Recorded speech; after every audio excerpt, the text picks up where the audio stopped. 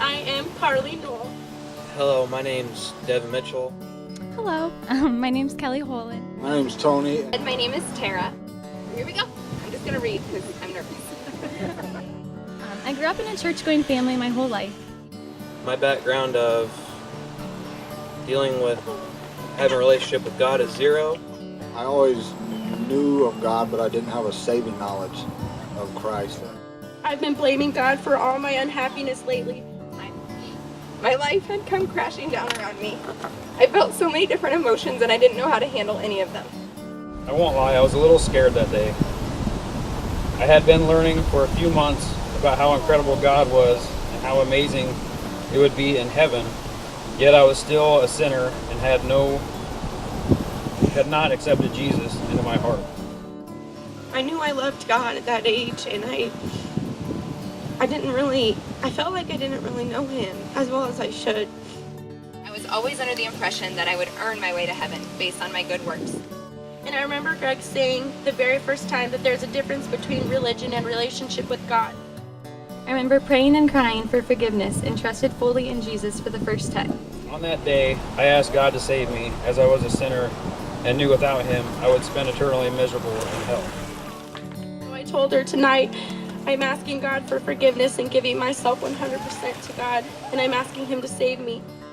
It was at a Bible study where I found out what it meant to place your trust in God and become saved. Ephesians 2:8-9 states, "For by grace you have been saved through faith, and this is not your own doing, it is a gift of God, not as a result of works, so that no one may boast." On December 6, 2015, on a communion Sunday, I fully acknowledged that I would forever be separated from God if I continued this life as a good person.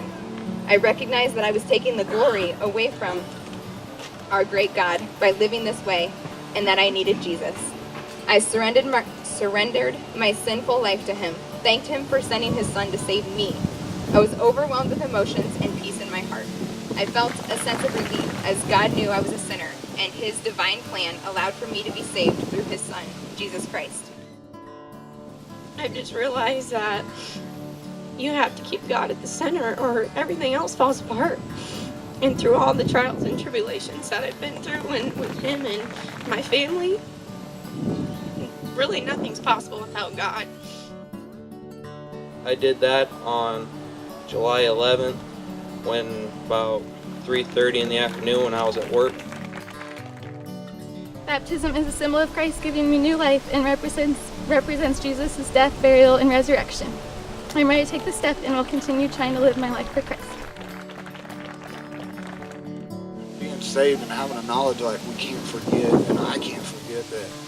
Like if you think you're doing anything on your own, or it's because of us that we're saved, or it's because of anything that I did that I'm off the dope, or got a relationship with family. Like Scripture says, anybody who thinks he's something when he's nothing, I mean, that's what it really is. Like, I'm not clean because I did anything. I'm not the person I am now because anything I did. It's just by the saving grace of God.